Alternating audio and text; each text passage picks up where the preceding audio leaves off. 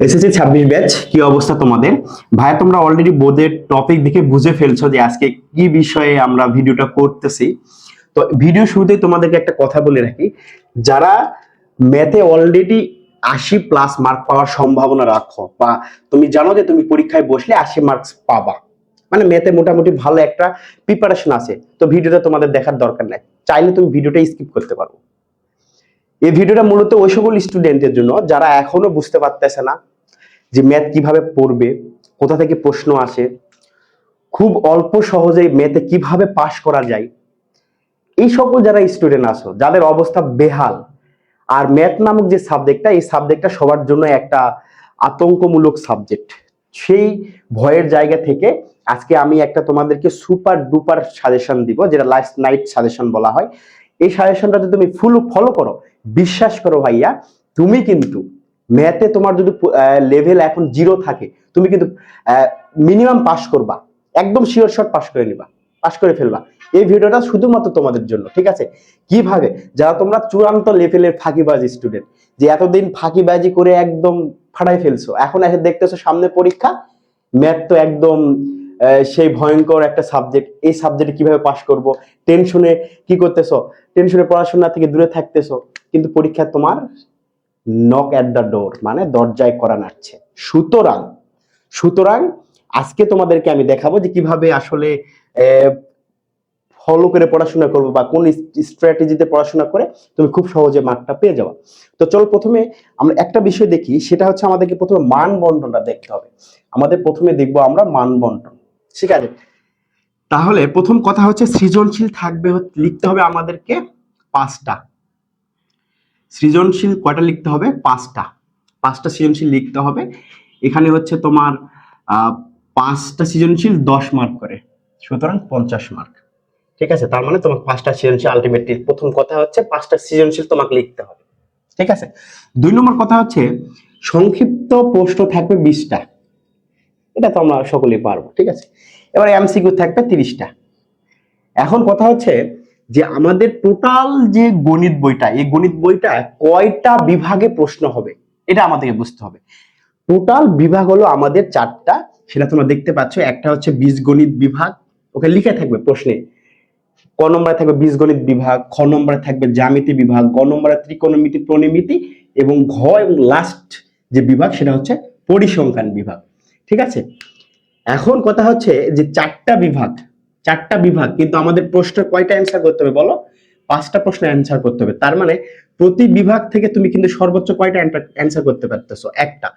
তুমি বীজগণিত থেকে একটা অ্যান্সার করতে পারবা, জ্যামিতি থেকে একটা অ্যান্সার করতে পারবা, ত্রিকোণমিতি থেকে একটা অ্যান্সার করতে পারবা। আর যেহেতু আমরা কথা বলছি ওই সকল স্টুডেন্টকে নিয়ে যারা মনে করো যে এখন পাশ করার নিয়ে টানাপোড়ার মধ্যে আসো, তারা অবভিয়াসলি এই পরিসংখ্যান থেকে 2টা লিখবো, 2টা প্রশ্ন লিখবো। দেখো 5টা হয়ে গেছে।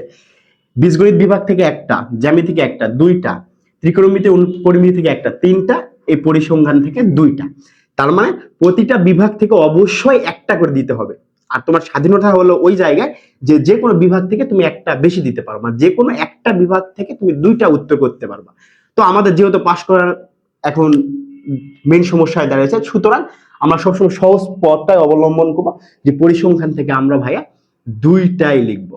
আমার পরীক্ষার সময় আমি কিন্তু এরকম একটা ফাঁকিবাজি করেছিলাম, যে আসলে আমাকে লিখতে হবে, তো ম্যাথে আমি অত তখন পারতেছিলাম না, বা ওই রকম পরিবেশ তৈরি হয়েছিল না, আমি পরিসংখ্যানের 2টা দিয়েছিলাম, এবং পরিসংখ্যানের 2টা কিন্তু তুমি ইজিলি লিখতে পারবা। সেটা তোমাকে আমি একটু পরে বলতেছি, যে পরিসংখ্যানতে 4-5 ঘন্টা স্টাডি করে বা 2-3 ঘন্টা স্টাডি করে আসলে কিভাবে পরিসংখ্যানতে 20 পাওয়া সম্ভব। 20 না, এখানে 28 থেকে 30 পাওয়া সম্ভব।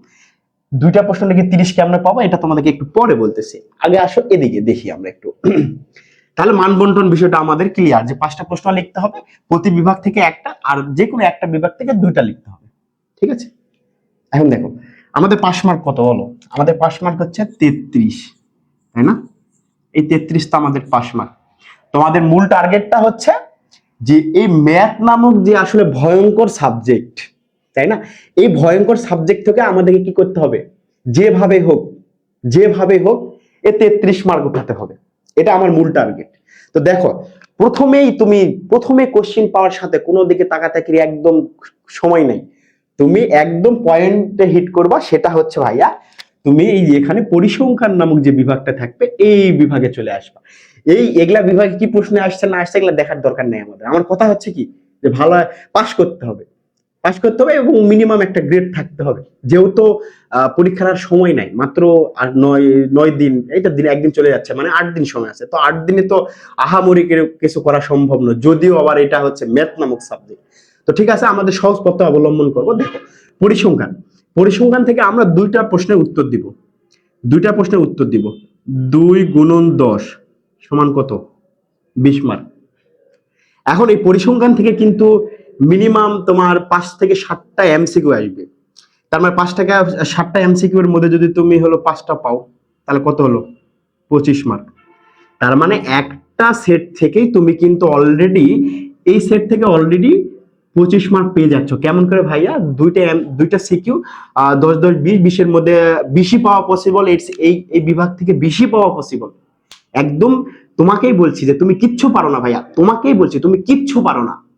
শুরু করলা, তুমি জাস্ট এই বিভাগের জন্য 5টা ঘন্টা সময় দাও, তুমি কিন্তু সিকিউ এ 20 এ 20 পাবা। এবং এখান থেকে শুধু সিকিউ আসবে বিষয়টা এরকম না, এখান থেকে এমসিকিউ আসবে 7টা আসবে, 5টা ধরলাম। তার মানে একটা বিভাগ থেকে তোমার কত হয়ে গেল? 25। তার আমার কত দরকার? 8 মার্ক দরকার। ঠিক আছে, তো এই 8 মার্ক এই 3টা বিভাগ থেকে কেমন করে কভার করবা এটা একটু পরে বলতেছি। তো এখন কথা হচ্ছে এখানে 20 এ 20টা কেমন করে পারবো। এখানে একটা আমি ডাইরেক্ট একদম সাজেশনই দিয়ে দিয়েছি যে এখান থেকে কোন কোন টপিকটা তোমাদেরকে পড়তে হবে, এবং প্রশ্ন 100% 100% এগুলাই আসবে। দেখো কি কি প্রথমে বলছি, কেন্দ্রীয় প্রবণতা, প্রচুরক আর মধ্যক, এই বিষয়গুলা কি এগুলা একটু জানতে হবে। তুমি যখন পড়বা, আসলে এখানে বলে দেওয়ার মতো আমার ওইরকম সময় নাই। তো দেখো তোমাদেরকে জাস্ট বলে দিচ্ছি কোন কোন টপিকটা পড়বা। তুমি পড়বা হচ্ছে কেন্দ্রীয় প্রবণতা, মধ্যক বা প্রচুরক, এই জিনিসটা আসলে কি এটা কিন্তু আসে। মধ্যক প্রচুরকের সূত্র মাস্ট মাস্ট মাস্ট, এটা আসলে 100% পড়তে হবে। এবার হচ্ছে সংক্ষিপ্ত পদ্ধতিতে গড় নির্ণয় কেমন করে করব, এটা ধরে নাও যে আসছে পরীক্ষায় 100%। ঠিক আছে, তাহলে প্রথমে পড়বো হচ্ছে কেন্দ্রীয় প্রবণতা, মধ্য বা প্রচুরক কি, তারপর মধ্য বা প্রচুরকের সূত্রটা কি। এবার পড়বো সংক্ষিপ্ত পদ্ধতিতে গড় নির্ণয় করব, এটা জাস্ট 20 মিনিটের মতো প্র্যাকটিস করলে হয়ে যাবে। বা মধ্যক এবং প্রচুরক নির্ণয় করতে হবে, এটাও 100% আসে, প্রতিবারই আসে। আর একটা হচ্ছে বহুভুজ বা অজীব রেখা। এই যে কয়েকটা বিষয়, কেন্দ্রীয় প্রবণতা বা মধ্য বা প্রচুরক কি, মধ্য বা প্রচুরকের সূত্রটা কি, সংক্ষিপ্ত পদ্ধতিতে গড় কেমন করে নির্ণয় করতে হয়, অজীব রেখা বা তোমাদের যেটা আছে বহুভুজ, মধ্য এবং প্রচুরক নির্ণয়ের যে সূত্র, সংক্ষিপ্ত পদ্ধতিতে গড়, এ জাস্ট মোট কয়েকটা কথা, 3-4টা কথা বা 4টা পয়েন্ট, এই 4টা পয়েন্ট যদি এই কয়েকটা তুমি কভার করে যেতে পারো, তাহলে 20 এ 20 শিওর শট। আর এবং এটা যদি কভার করো তাহলে তুমি এমসিকিউ 7টার মধ্যে 5টা পাই যাবে। তার মানে অলরেডি তোমার 25 মার্ক এখানে কিন্তু হয়ে গেছে। আর দরকার কয় মার্ক? 7 মার্ক। ঠিক আছে, তার মানে সর্বপ্রথম আমরা পরিসংখ্যানে লেখা শুরু করব। এরপর দেখো বীজগণিতিক। এবার 1 নম্বর যে বিভাগটা আছে বীজগণিত নামক যে বিভাগ, এই বিভাগে একটু দেখায়। এখানে হলো কথা হলো, এখানে কিন্তু সেট ফাংশন, বীজগণিতিক রাশি, বীজগণিতিক অনুপাত এবং সমানুপাত, এই 3টা চ্যাপ্টার ইনক্লুড করা আছে তোমাদের এসএসসি 26 যারা আছে তাদের জন্য। তো এখান থেকে যেহেতু আমাদেরকে কি একটা উত্তর দিতে হবে, জাস্ট একটা সৃজনশীল উত্তর দিতে হবে, তো আমাদেরকে হুদাই এই একটা চ্যাপ্টার, 2টা চ্যাপ্টার, 3টা চ্যাপ্টার পড়ার কি দরকার আছে? আমাদের হাতে অত সময় আছে? অত সময় নাই ভাই। এখন জাস্ট আমরা একটা সিকিউ কমন করার জন্য তোমাদের উপর ডিপেন্ড করবে যে তুমি কোন চ্যাপ্টার থেকে একটা সিকিউ কমন করতে পারবা। তো আমার মনে হয় এই চ্যাপ্টার টোটালি বাদ দেওয়া উচিত। জাস্ট ফর এটা হচ্ছে এমসিকিউ এর জন্য আমরা পড়বো। এমসিকিউ এটা হচ্ছে সিকিউ এর জন্য পড়া যাবে না, এখানে সিকিউ এর জন্য পড়বো না, জাস্ট এমসিকিউ এর জন্য পড়বো, সিকিউ এর জন্য পড়বো না। এটা হয়ে গেল এই চ্যাপ্টার, এই অধ্যায় কমপ্লিট।